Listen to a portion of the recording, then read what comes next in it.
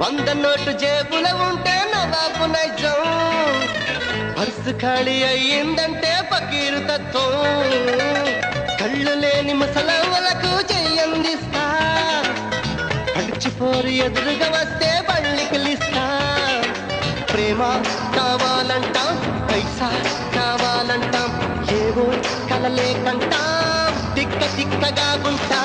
ఏడేళ్ళైనా TV serial ఏడుస్తూనే చూస్తా తోచకపోతే సినిమాకెళ్ళి record dancing చేస్తా కోర్టు తీర్పుతో మనకేం పని రా నచ్చి నోడి కోర్టు